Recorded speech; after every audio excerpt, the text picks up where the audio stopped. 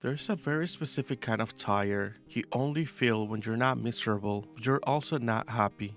Your life isn't falling apart, nothing is actively wrong. That is where the secret life of Walter Mitty starts. Not with tragedy, not with trauma, just a guy who's slowly disappearing inside his own routine. I could give you a recap or outright walk you through the story beat by beat, but chances are you're here because you've stumbled across this quiet little movie somewhere. Walter works at Life magazine, developing photos for the publication. But Life magazine isn't just a simple setting like in any other run of the mill quirky comedy. Walter is surrounded by images of exciting lives, brave people, once in a lifetime moments, while he himself exists entirely in the background. He helps other people's stories look beautiful while his own feels unfinished. The movie doesn't make a big deal out of this, and that's the point. Walter isn't bullied, he isn't abused, no one is actively cruel to him yet. They just don't see him, which honestly is way too familiar for a lot of us caught up in the perceived contentment of our uneventful lives. Walter inhabits a world of daydreams to escape the monotony of his life, a world full of explosions, heroic moments, confidence, control. But these aren't just random moments to highlight the mundanity of his life. Every fantasy Walter has is about being decisive at the exact moment it matters. Being competent, being admired, being present. He's not imagining fame, he's not imagining wealth, he's imagining showing up. And people don't daydream like that for fun. They daydream like that because something in their lives isn't being fed. This movie understands that without ever explaining it. A lot of people say Walter's problem is fear, but I don't think that's it. Walter isn't afraid of danger, he's afraid of interrupting his own life. Fear says, I can't. Walter's problem says, I'll do it later. And later is a dangerous word because later doesn't sound like failure. Later sounds hopeful, later sounds patient. But later is how you wake up one day and realize nothing bad happened, but nothing you hoped for did either. And that feeling, that quiet passing of time, is baked into how this movie moves. That's also why the movie feels so slow to some people. It moves at the speed of routine, emails, commutes, office conversations that aren't bad, just empty. But this pacing isn't a mistake, it's experimental. The movie wants you to feel what it's like when time passes quietly and you don't have a clear memory attached to it. And that same quietness carries into Walter himself. Ben Stiller plays Walter with a lot of restraint, small posture, hesitant movement, a voice that rarely pushes forward. This is a man who's learned not to take up space, and the movie never mocks him for that, because Walter Mitty could have been a joke character. In most movies, he would be. Here, he's treated with dignity.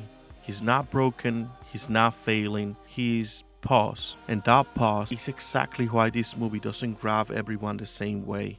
The thing is that this movie only works if you already know this feeling.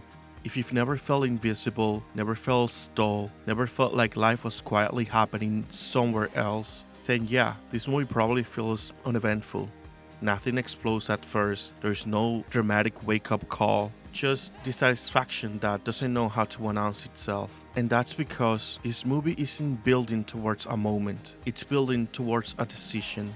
So when Walter finally moves, it's not confidently, not smoothly, not because he suddenly understands himself. He just goes. Nothing magical happens. He doesn't become charismatic. He doesn't suddenly know who he is. He's still awkward, still unsure, still figuring it out. The difference is simple and terrifying. He stops waiting. The movie understands something very real. You don't become brave before you act. You become brave because you acted. Walter doesn't fix himself and then steps forward. He steps forward unfinished. And that's the call this movie is making. You notice how the world doesn't clap because there is no parade for choosing yourself. There is no montage of everyone suddenly respecting him. Most of the change is invisible to everyone but Walter because the point was never validation, it was presence.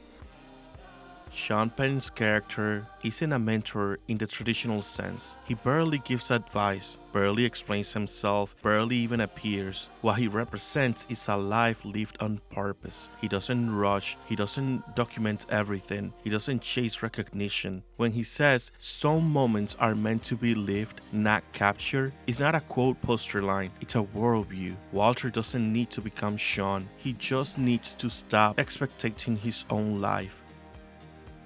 Then there's the photograph, and this is where the movie quietly devastates you. All that effort, all that searching, all that movement, and the thing everyone's been chasing isn't an adventure, it's Walter, seen, recognized, already enough. That moment reframes the entire movie. Walter wasn't invisible because he didn't matter. He was invisible because he never believed he did. And this is the most important part. This movie is not telling you to be extraordinary. It's not telling you to quit your job, sell everything, travel the world, or reinvent yourself overnight. That's not the message. The message is smaller and harder. Stop postponing your life.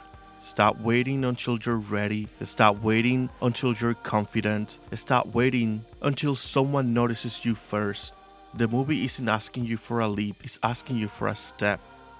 If this movie hits you, it's probably because you recognize yourself in Walter. You think a lot, you imagine more than you act, you live a rich inner life while your outer life stays quiet. And the movie isn't judging you for that. It's saying, your imagination isn't the enemy, it's the signal. But imagination alone can't carry you forever. At some point, it demands you make a move. Not loudly, not perfectly, just honestly. The hope in the secret life of Walter Mitty isn't everything will work out. It's better than that. It's you don't have to become someone else to start living. You don't need permission. You don't need to be fixed. You don't need a dramatic turning point. You just need to choose presence over postponement. Once, then again. I have this odd little belief that people don't discover this movie by accident. They find it when they're tired of waiting. When someday has lasted too long. When daydreaming stops being enough. It doesn't chase you, it waits. Just like Walter did.